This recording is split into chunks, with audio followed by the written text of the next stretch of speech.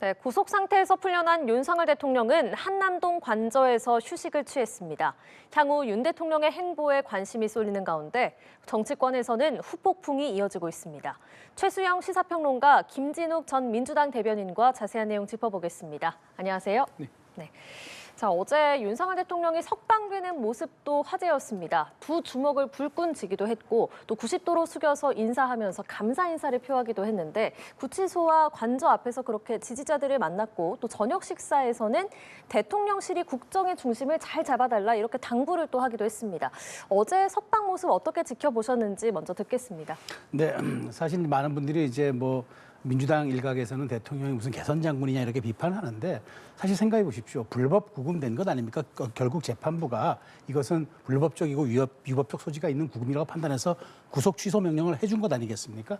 그렇다면 지난 52일간의 그 대통령이 영어의 몸으로 있으면서 얼마나 많은 또 회한과 어떤 그런 생각이 들었겠습니까? 그런데 이 추운 겨울에도 저렇게 밖에서 하루도 빠지지 않고 본인에게 지지를 보내주고 응원과 격려의 메시지를 보내준 지지자들에게 감사함을 표시하는 것이야말로 전 당연히 그 인지상정에 해당하는 것이라고 봅니다. 대통령이기 때문에 그러면 저렇게 저분들에게 인사조차 하지 않고 저 경호차를 타고 바로 관저로 직행한다?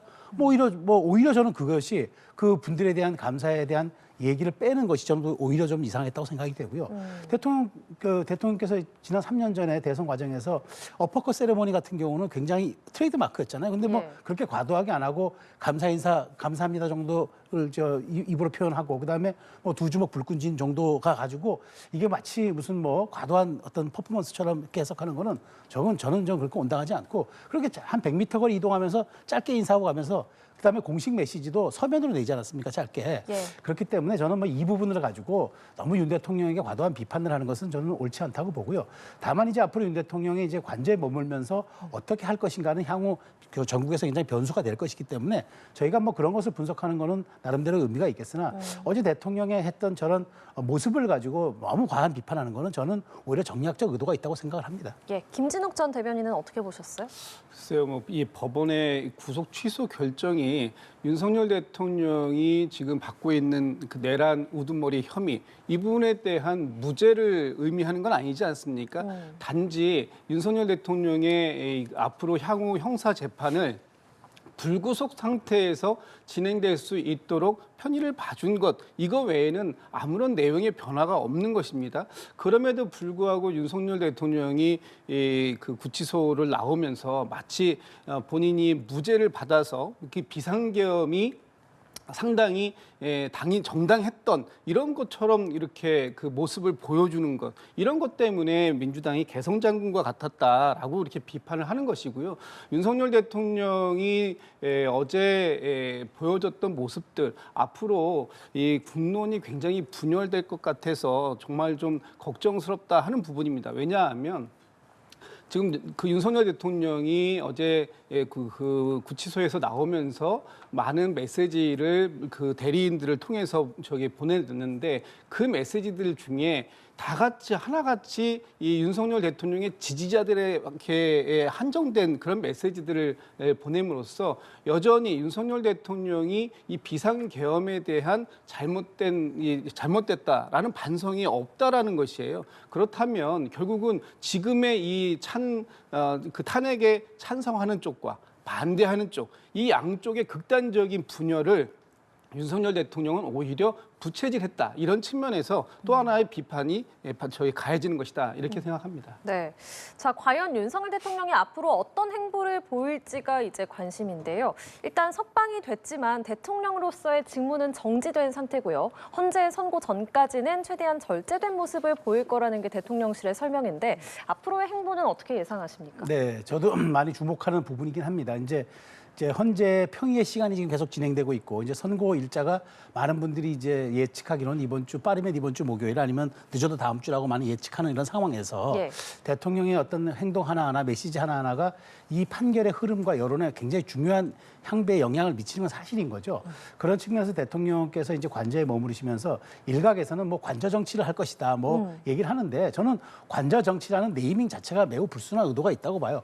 관저에서 무슨 정치를 합니까? 직무가 정지됐기 때문에 오히려 지지자들에게 메시지를 내거나 그런 과정들은 일종의 저는 헌법재판이라는 것은 징계형 재판인데다가 대통령의 직을 파면하는 그런 중대한 행위이기 때문에 정치와 사법에 어느 정도 경계에 있다고 보거든요. 그렇다면 대통령도 여론의 흐름에 영향을 미칠 수 있는 메시지 정도 낼 수가 있는데 마치 그런 것을 가지고 관저 정치다, 마쿠에서 무슨 우리나라 국가 업무에 개입하는 듯한 그렇게 좀 말하자면 언어적 프레임을 통해서 대통령에게 공격가하는 이런 모습들이 지금 나타나고 있는데 저는 모르겠습니다. 대통령께서 저는 뭐 지금 불구속 상태이기 때문에 집회도 나갈 수 있고 여러 가지 할 수 있는 지금 가능성은 다 열려 있지만 예. 제가 보기에 그렇게 광장으로까지는 가지 않을 것 같고요. 다만 정제된 메시지를 통해서 지금 어찌되었건 나라가 굉장히 어렵지 않겠습니까? 지금 트럼프 정부 출범 이후 관세 전쟁 같은 게 본격적으로 불붙고 있는 데다가 최상목 권한대행이 잘 관리하고 있습니다만은 이런 점에 대해서 대통령실이 좀 더 지원을 하고 그다음에 관리를 만전을 기해달라 정도가 나올 것 같고 다만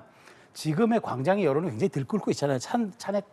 찬성과 반대가 지금 거의 뭐 팽팽하게 이렇게 매일 이렇게 진행되고 있는 상황에서 대통령은 아마 그런 말씀을 하실 것 같아요. 지금 본인이 부당하고 어제 메시지를 놓고 보더라도 어떤 그런 부당한 점과 청년들에 대한 메시지를 내고 있는데 저는 그런 점들의 수위를 넘지 않는 선에서 그 메시지 관리가 될 것 같다는 생각이 들고요. 왜냐하면 네. 평의의 시간이라는 거는 사실상 지금 어느 정도 그 결론에 아마 기각과 인용 다 써놓고 지금 아마 의견을 좁혀나가는 과정 같은데 그렇다면 대통령이 과도하게 어떤 여기에 이제 그 영향을 끼치는 것보다도 오히려 저는 대통령의 그 여러 가지 계엄에 대한 그런 정당성 이런 것들이 기존의 입장을 되풀이되는 선에서 아마 그 정도 메시지 톤의 수위를 보여주지 않을까. 왜냐하면 굳이 과도하게 또 대통령께서 입장을 낸다고 그래서 분위기가 바뀔 건 아닐 수도 있기 때문에 저는 오히려 그런 점에서 많은 부분들이 관저 정치에 너무 몰입한다라고 비판하는 거는 저는 조금 핀트가 맞지 않은 것이 아닌가 생각이 됩니다. 예, 대통령 직무는 정지된 상태지만 정치적 메시지를 내는 데는 지금 제약이 없는 상황에서 어느 정도 수위로 예상을 하십니까? 저는 관저 정치가 이제 본격화될 것이다 이렇게 예측을 합니다. 왜냐하면 어제 대통령이 관저에 들어가자마자 거기에서 그 여당의 지도부 인사들과 전화 통화도 하고 했다고 하지 않습니까? 예. 그 이후에 나오는 상황들을 보면 지금 여당의 지도부는 오늘부터 본격적으로 헌법재판소를 흔들고 있어요. 그리고 지금 여당의 지금 윤석열 대통령의 지지자들은 이 관저 앞으로 몰려가가지고 대단히 큰 목소리를 또 내고 있습니다.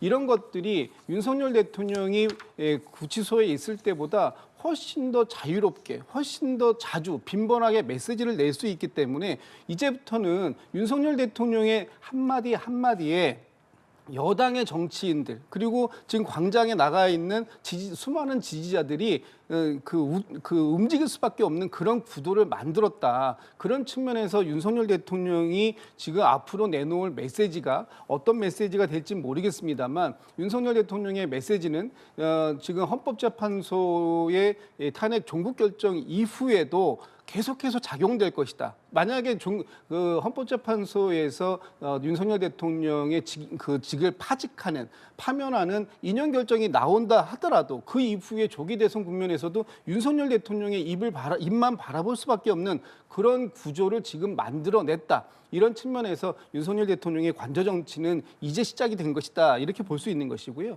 지금 많은 분들이 이 헌법재판소에서의 탄핵 심판과 그리고 그 윤석열 대통령이 지금 그 구치소에 있을 때 받았던 그런 형사 재판을 거의 동일시하고 있다. 그런 측면에서 윤석열 대통령이 불구속 상태에서 재판이 아니라 오히려 지금 이 비상계엄에 대한 면죄부를 받고 무죄 판결을 받고 나온 것 같은 이런 모습으로 계속해서 윤석열 대통령의 메시지가 나올 것으로 기대하기 때문에 아마도 이 그 광장의 그 분열이랄까 이런 부분들은 더 심각하게 될 것이라서 저는 윤석열 대통령의 관저 정치 상당히 위험하다 이렇게 보고 있습니다. 예, 김진욱 전 대변인이 말씀을 하신 것처럼 어젯밤에 권성동 원내대표가 윤 대통령과 전화 통화를 한 걸로 전해지고 나경원 의원도 전화 통화를 했다 이렇게 밝혔습니다.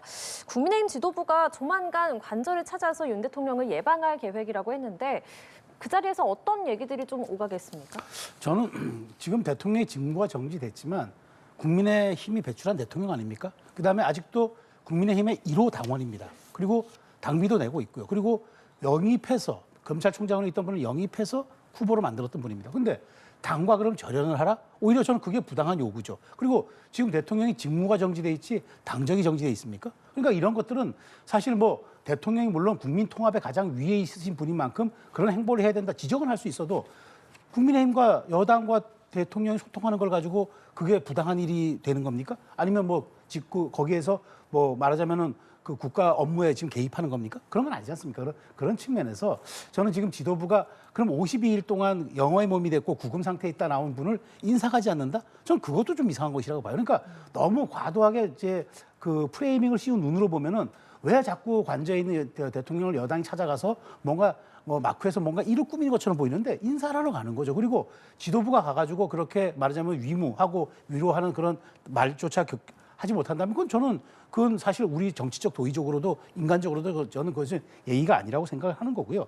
저는 그래 무슨 뭐 거기에서 어떤 얘기들이 오고 가든 그것이 현실 정부에 미칠 영향이 뭐가 있겠습니까? 그리고 국민의힘 입장에서는 그렇다고 지도부가 뭐 매일 예방을 가겠습니까? 아마 한두 번 정도 대통령의 건강도 아니면 물으면서 이제 갈 것 같은데 저는 이것보다는 앞으로 지금 평의의 시간이기 때문에 저는 국민의힘도 여러 가지 메시지 톤을 이제 말하자면은 현재를 향해서는 공정하고 객관적이고 그다음에 이게 정말 역사와 우리 그 기록에 남을 만큼 공정한 그런 어떤 그런 선고문을 써달라. 그다음에 판단 내려달라. 그렇게 얘기하는 건 있을 수가 있죠. 그렇기 때문에 저는 대통령을 만난다, 지도부가 만난다, 대통령과 지도부가 만나기 때문에 여기서 뭔가 있을 것처럼 그렇게 호도하고 왜곡하는 그런 것들이 오히려 저는 당파적 행동이라고 생각이 됩니다. 예, 윤 대통령이 전화 통화에서 당 지도부가 고생이 많았다 이렇게 말한 걸로 전해지는데 국민의힘 지도부와 윤석열 대통령이 만날 모습 어떻게 평가를 하시는지 그리고 어떤 얘기가 오갈 거라고 전망을 하시는지요? 저는 그 자리에서 단순하게 무슨 뭐 안부를 묻는 정도만으로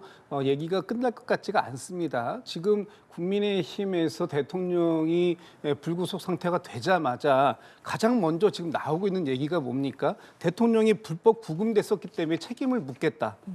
또는 헌법재판소가 변론을 재개해야 된다. 또는 뭐 지금 대통령이 그 이번 비상계엄이 그 또 탄핵이 부당하다 이런 부분들에 대해서 지금 국민의힘이 목소리를 내고 있는 거 아니에요? 그렇다면 이 지금 국민의힘이 그동안 이 비상계엄에 대해서 아주 짧은 사과였습니다만 그 사과했던 것이 악어의 눈물과 같은 그냥 그 국민의힘의 본색이 이제 드러나고 있는 것이다. 그것을 오히려 강화시켜주고 있는 측면이다라고밖에 안 보여지는 것이고요.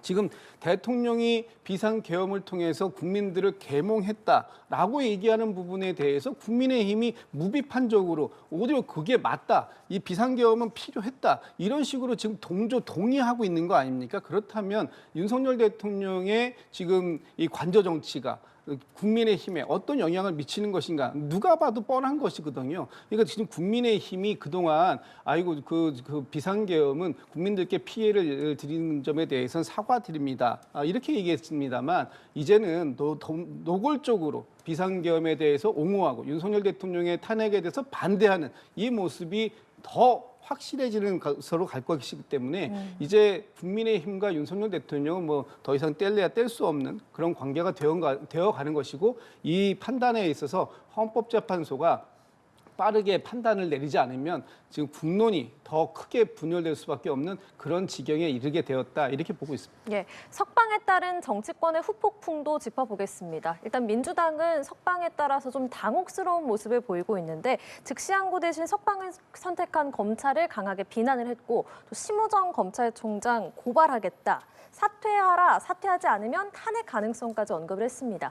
이에 여당은 이재명표 국정 파괴의 질병이 다시 도졌다 이렇게 좀 강하게 비난을 했는데 어떻게 지금 전국 상황은 읽으시는지요?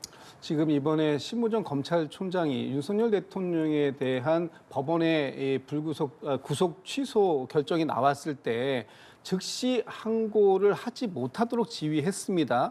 이것이 과연 윤석열 대통령이 검찰 출신이 아니었다면 이 법원의 판단은 뭐 약간 애매한 부분이 있을 때는 피의자에게 우선한다. 뭐 피의자의 권리를 우선적으로 생각해야 된다. 그런 부분들은 충분히 법원으로서는 판단할 수 있는 부분이에요. 그렇지만 여전히 즉시 항고라는 제도가 지금 현행법상 있는 것이고 만약에 그런 부분들에 대해서 정말로 필요가 없다고 생각했다면 이미 그 전부터 검찰은 윤석열 대통령에게 첫 번째로 이런 것을 적용하는 사법적 이 특혜를 제공할 것이 아니라 진즉에 이 부분을 해소시키려고 하는 노력이 있었다면 이 검찰의 이런 이 인권 보호적 측면 이런 부분들을 인정할 수 있었겠지만 지금처럼 윤석열 대통령이 또 한 나라의 권력자가 이런 첫 번째 수혜를 본다라는 것에 대해서 분명히 문제가 있을 수 있는 것이고 이런 이 과정 속에서 이 검찰이 과연 이 내란죄를 단죄해야 되는 칼의 역할을 할 수 있겠는가? 지금 오히려 법 기소를 통해서 윤석열 대통령을 비호하는 방패의 역할을 자임하고 있는 것이 아닌가? 이런 측면을 민주당은 지적하고 비판하는 것이고요. 예. 그런 차원에서 이 심우정 검찰총장의 지금의 이런 그 검찰에 대한 이 불구속 지휘 이 부분에 대해서는 책임을 물어야 할 부분이 있는 것이고 그런 책임의 마지막 단계 첫 번째는 일차적으로는 본인의 자진 사퇴를 요구한 것이고요. 예. 그것이 이루어지지 않는다고 한다면 탄핵까지도 이를 수 있는 중대한 사안이다라는 비판을 하고 있는 것입니다. 예, 검찰이 즉시 항고를 포기한 것이 좀 수상하다 이런 얘기를 민주당 측에서 하고 있거든요. 검찰이 즉시 항고를 하면 안 되죠. 왜냐하면 2011년에 이미 판례가 있잖아요. 구속 집행정지가 떨어져도 그 항고를 하면 안 된다는 게 판단이었어. 헌재 판단이었어. 근데 이거는 구속 집행정지가 아니라 구속 취소입니다. 그러면 더 단위가 센 건데 이걸 검찰이 항고합니까? 항고해봐야 결론이 뻔한데요.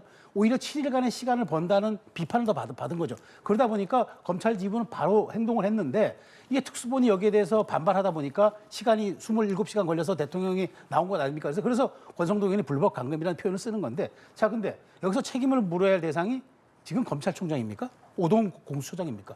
지금 법원이 뭐라 했습니까? 수사 과정에서의 적법성을 문제 삼았잖아요. 예. 근데 이게 단순하게 그 대통령의 신병 인치 시간을 33시간을 더 했기 때문에 그것이 불법이다 얘기한 거는 사실상 일부분이고 더 중요한 거는 이번 수사 과정에서의 적법성 문제를 따진 거거든요. 지금 뭐라 했느냐? 공수처는 수사권이 없었다. 그다음에 두 번째, 대통령 구속기관을 공수처와 검찰이 나눠 갖고 조사한다는 거 이것도 안 된다. 마지막으로 양 기관과 대통령의 인신을 갖고 인치 절차도 이것도 없었다. 그런 의문점이 남기 때문에 이거는 상급 법원에서 밝힐 문제니까 대통령의 신병을 내보내라. 이게 판결의 주요 내용입니다. 자, 그러면 여기서 핵심은 무엇입니까? 수사 과정에 적법성이 없었다는 거잖아요. 그렇다면 처음서부터 우리가 흔히 그때 얘기했지만 내란죄 수사권은 경찰이 하고 공수처는 빠지고 그다음에 경찰이 충분히 수사한 다음에 기소권을 갖고 있는 검찰에 기소해달라고 요구하고 그랬으면 아무런 문제가 없이 대통령이 지금 불구속이든 구속이든 아마 법원이 판단하는데 아무런 제약이 없었을 겁니다. 그런데 공수처가 끼어들면서 내란죄 수사권이 없다니까 그러면 우리는 직권남용 수사를 한다 그래서 겨우 법정 최고형이 5년의 직권남용죄를 가지고 법정 최고형이 내란죄 사형을 그걸 우리가 수사하겠다? 이게 본말이 전도된 거죠. 그러다 보니까 법원이 그래서는 안 된다고 한 거고 그 비판이 직면되니까 공수처가 그때 어떻게 했습니까? 경찰하고 특수본 끌어들여서 공조수사본부라는 법 외 기구, 우리 법에 상설하지도 않는 기구를 만들어서 한다고 해괴한 논리를 펼친 거예요. 그걸 법원이 지금 브레이크를 걸은 겁니다. 그런 측면에서 정말 탄핵이 된다면 탄핵돼야 될 대상은 오동훈 공수처장이지 왜 그 헌재법을 따랐던 검찰총장이 책임을 져야 합니까? 그런 점에서 이 부분은 저는 민주당이 과도한 정치 공세라고 봅니다. 예. 짧게만 좀 반론을 좀 드려야 될 것 같은데요. 예. 일단 지금 이 구속 집행 정지가 위헌을 받은 게 2012년입니다. 그래서 2015년에 이 부분에 대해서 법 개정을 할 때 구속 취소에 대해서도 삭제해야 된다. 이것이 피의자의 인권에 맞는 것이다. 이런 주장이 있었을 때 지금 그 당시에 법무부 차관인 김주현 차관, 지금 대통령실의 민정수석을 맡고 계십니다. 이분께서 이 부분에 대해서 반대합니다. 이건 반드시 필요하다라는 필요성을 그 당시에 제기했기 때문에 그때 이 부분까지 구속 취소 부분까지 위헌이 나온 것도 아니었고 또 법 개정이 이루어지지 않아서 지금까지 법률이 여전히 유효한 상황이었다라는 점 하나 말씀드리고 네. 그다음에 지금 즉시 항고라는 것 자체가 현재의 법률적 권한인데 이 부분에 대해서 검찰이 스스로 포기를 했어요. 만약에 이 대상이 일반 국민이 아닌 윤석열 대통령이 이 대상이 첫 번째 대상이 아니었어도 과연 이렇게까지 본인들의 그 고난을 스스로 포기했었을까 하는 부분이 첫 번째 지적되는 부분이고요. 이게 즉시 항고를 안 할 수 있습니다. 그렇다면 보통 항고라도 해야 됩니다. 왜? 보통 항고라도 해서 지금 일 단위로 계산되던 것이 시간 단위로 바뀌었다면 이 부분에 대해서 새롭게 적용되는 부분들이 앞으로 이 법률 사법의 안정성을 어떻게든지 해치지 않는 범위 내에서 다른 일률적인 판단을 이 상급 법원을 통해서 한번 받아봐야 되는 거 아니겠습니까? 판단을. 그런데 그런 판단 자체를 포기해 버렸어요. 그렇다면 지금 이 부분에 대해서는 위헌이 된 부분도 아니고 또 법률이 개정되지도 않았는데 그럼에도 불구하고 이 검찰이 먼저 스스로 이렇게 권한을 포기하는 이런 사태, 그래서 나오는 또 이 그 혼란, 이런 부분들에 대한 책임을 지금 신무정 검찰총장이 지지 않으면 누가 질 수 있단 말입니까? 그런 부분들에 대한 확실한 책임은 묻는 것이 필요하다. 이런 측면에서 민주당이 이 신무정 총장에 대한 어떤 탄핵까지도 거론되고 있는 것이다. 이런 말씀드립니다. 예, 두 분 입장이 엇갈리는 것처럼 야당은 검찰을 겨냥하고 있고 또 여당은 공수처를 겨냥하면서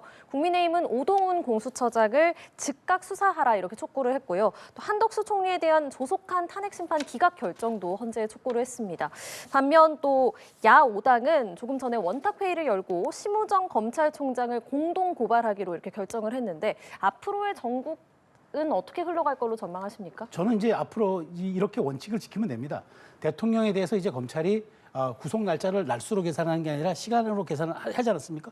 앞으로 일반 피의자에 대해서 그렇게 하면 됩니다. 대통령의 1호 효시가 이렇게 검찰의 어떤 그 인신 구속에 대한 정책이 이제 바뀌었기 때문에 앞으로 그렇게 하면 됩니다. 그러니까 대통령도 이렇게 적용받았으면 우리 일반 시민도 적용받으면 됩니다. 그러니까 이걸 가지고 과도하게 정치 공세할 필요 없고 원래 법으로 과잉 수사를 금지하고 적극적인 자기 방어권을 보장하고 있습니다. 불구속 수사 해야죠. 이재명 대표 불구속 수사 하지 않습니까? 이재명 대표 그때 뭐라 했습니까? 법원이 일부 혐의는 인정되나 그렇지만 야당 대표이기 때문에 증거인멸의 우려가 없고 도주의 우려가 없다. 대통령 도주의 우려가 있습니까? 증거인멸 지금 모든 관련 종사자들이 다 지금 감옥에 있습니다. 증거인멸 우려 있습니까? 그러니까 저는 이제 앞으로 이렇게 인권 친화적으로 정책이 바뀌었다면 그렇게 앞으로 적용하면 되는 걸 왜 대통령만 적용했냐 이렇게 물어서는 안 된다고 보고요. 우리 법이 가야 할 방향인 거죠. 정책이. 사법정책이 가야 할 방향이니까 맞고요.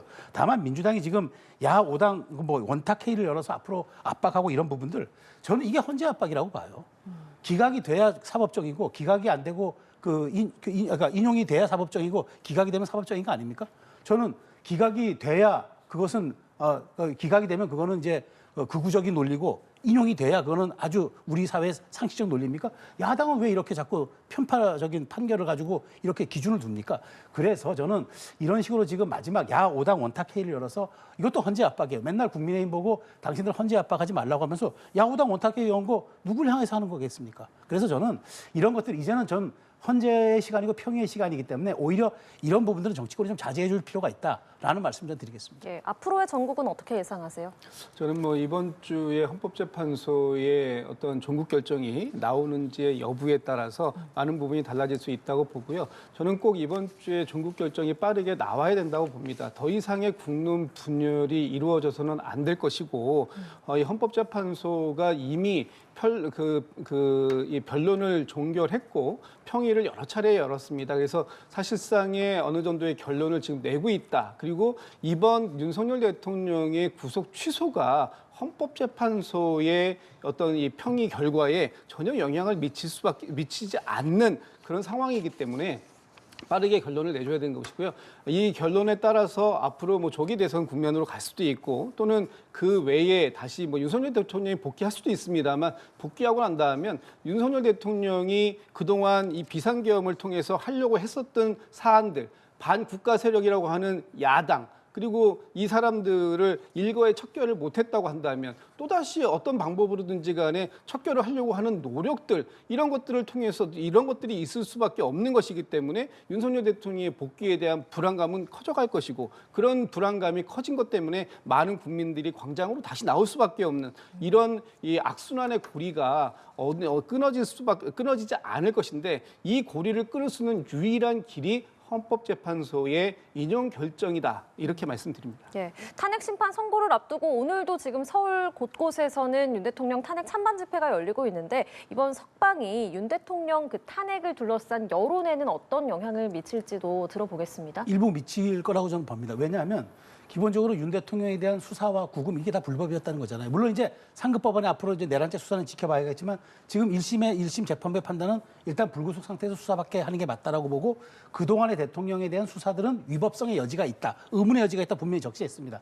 그렇기 때문에 자 그러면 헌법재판소는 물론 이제 단심제인데다가 여기에 대해서 이제 대통령의 직을 파면하는 일종의 정치 재판이기 때문에 이런 징계형 심판이라 사법과 정치의 경계에 있어서 저는 이런 부분이 있기 때문에 내란죄 수사는 법리적으로 평가받겠지만 헌법재판소는 아무래도 여론과 정치의 향배에 대해서도 신경 쓸 수밖에 없기 때문에 대통령에 대해서 이렇게 내란죄 수사가 좀 불법적이었다는 것을 위법적이었다는 것을 법원이 일부 인정한 데다가 그다음에 지금 과정에서 드러나는 이른바 곽종근 전 사령관 주요 관련 종사자들의 증언에도 굉장한 말하자면 회유와 협박, 오염 이런 것들의 의문이 제기되기 때문에 여기에 대해서 저는 좀 더 심사숙고할 필요가 있고 이런 점들이 아마 현재 평의에도 일부 영향이 있을 거고 재판관들의 양심과 소신에도 일부 전 영향을 줄 걸로 봐요. 그래서 이런 부분들이 결론이 어떻게 날지 모르겠으나 상당한 그래도 일부 영향을 끼칠 것으로 저는 생각을 합니다. 예, 윤 대통령 지지 세력에 더 힘이 실릴 것이다. 아니다. 윤 대통령 그 탄핵 찬성 집회가 다시 또 결집할 것이다. 이런 예측이 좀 분분하더라고요. 그 양쪽이 다 결집들을 하겠죠. 왜냐하면은 반대하는 쪽에서는 이미 윤석열 대통령의 구속이 취소되고 또 지금 불구속 상태에서 재판을 받는 등 관저에 대통령이 나와 있는 상태에서 마치 본인들이 이 12.3 비상계엄 내란 사태에 대한 무죄를 확신하는 것처럼 그렇게들 보일 것이기 때문에 대통령을 지키겠다고 하는 목소리가 더 커질 수 있습니다. 또 반대로 지금 탄핵을 찬성하는 측의 입장에서는 좀 전에도 제가 말씀을 드렸습니다만 대통령이 복귀하는 순간 이 나라가 다시 비상계엄에 준하는 그런 여러 가지 정책들이 나올 것이고 그것에 대한 불안감이 있기 때문에 윤석열 대통령이 지난 12월 3일 밤에 계엄군을 앞세워서 국회, 중앙선거관리위원회 이런 부분들을 침탈하고도 이 내란에 대한 책임을 묻지 못하는 이런 상황들이 얼마나 답답하겠는가 하는 부분에 있어서 많은 탄핵을 찬성하는 사람들은 다시금 광장으로 모일 수밖에 없는 그런 결집의 동력을 지금 계속해서 전달할 수밖에 없는 상황이기 때문에 양측의 갈등이 극에 달하고 그 극에 달하는 것이 단순하게 주의 주장만 나오는 것이 아니라 오히려 물리적 충돌까지도 일어날 수 있는 이런 그 상황으로 전개된다면 그 앞으로 대한민국에 굉장히 비극 같은 상황이 올 것입니다. 그런 부분들을 빠르게 해소시켜 줄 수 있는 방법 그것은 다시 한번 말씀드리지만 헌법재판소의 종국 결정밖에 없다 이런 말씀드립니다. 알겠습니다. 지금까지 최수영 시사평론가 김진욱 전 민주당 대변인과 함께했습니다. 고맙습니다.